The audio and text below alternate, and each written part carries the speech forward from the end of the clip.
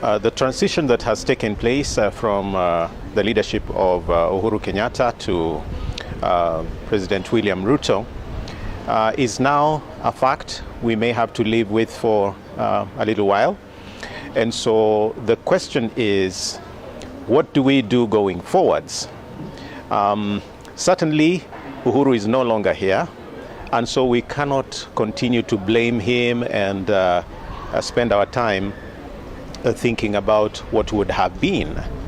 It is actually time for the new government to completely desist from playing backwards and take the nation forwards. We cannot live in blame games. We cannot live in people's mistakes. Now, William Ruto, Kenya Kwanza, you are in government. It is time to demonstrate once and for all the reasons why you wanted to be in government.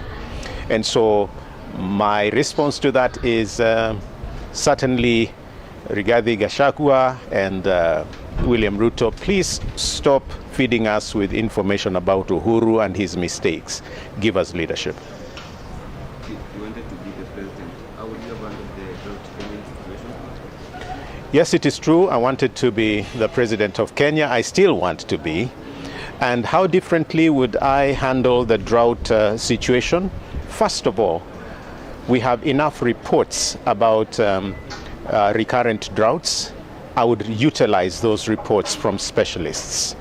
We have a lot of NGOs that have been working in the area. They would give me crucial information on intervention. I wouldn't rely on new reports. I would first of all use existing reports. I would rely on meteorology and the predictions that they have made regarding the climatic changes. I would immediately, as a president, utilize the resources that we have. We always seem to be reinventing the wheel. And so what happens is we, for example, start looking for food outside the country when there is so much food inside the country. I am truly appalled. And so on in Nyandarua, president of Kenya, I still want to be. And how differently would I handle the drought situation? First of all, we have enough reports about recurrent droughts. I would utilize those reports from specialists. We have a lot of NGOs that have been working in the area.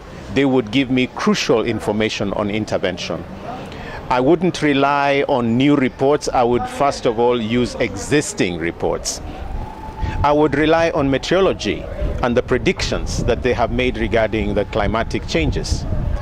I would immediately, as a president, utilize the resources that we have.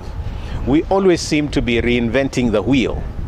And so what happens is we, for example, start looking for food outside the country when there is so much food inside the country. I am truly appalled. I am shocked that President Ruto is not talking about the harvests that have just taken place in the North Rift of this country. Farmers have maize, farmers have beans, farmers will soon have wheat, farmers have potatoes and cabbages and so on in Nyandarua. So the thing is, why not utilize what we already have before we can take up anything new?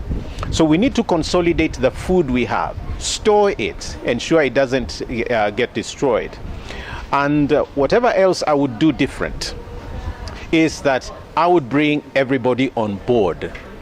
What the current government is doing is imagine that maybe by embarking on a few stakeholders, they can alleviate this. This is a global situation.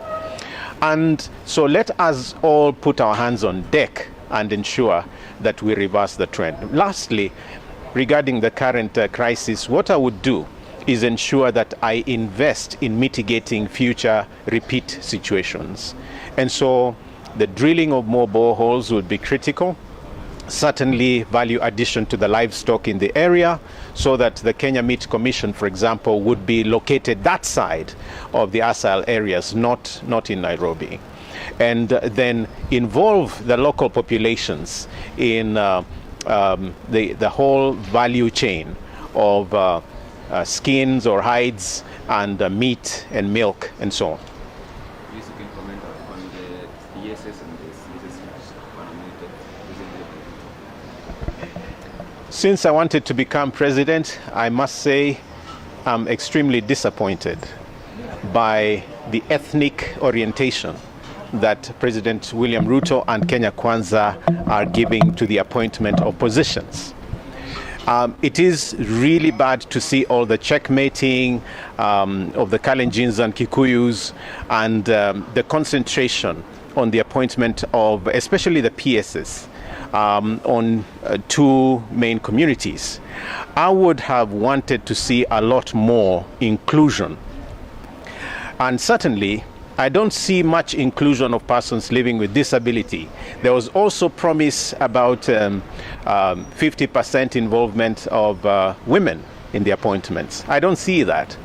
And so my comment is campaign promises have certainly been broken, and he needs to revisit that. I also would like him to appoint persons living with disability into his government. He's showing a very negative example as a leader. And I think we can give a lot more space for women. There are enough women that are qualified that can lead our country as well. As you know, you are an artist.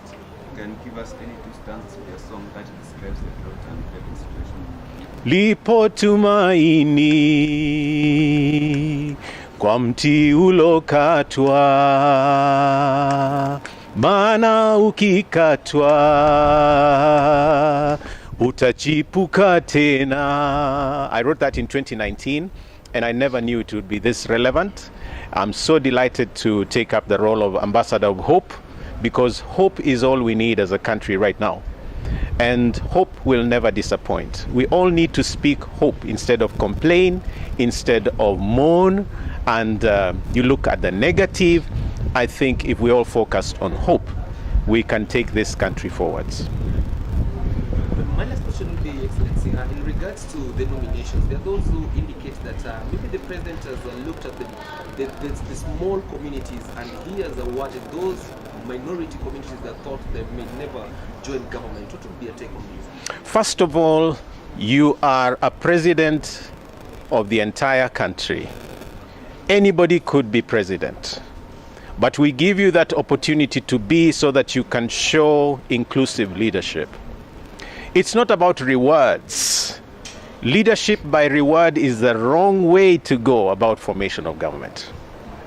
What we need to see is meritocracy, professionalism, inclusivity, and statesmanship.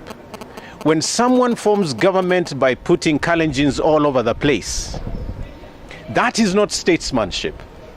When you award only the Kalenjins and the Kikuyus as the main communities in this country, that is not statesmanship.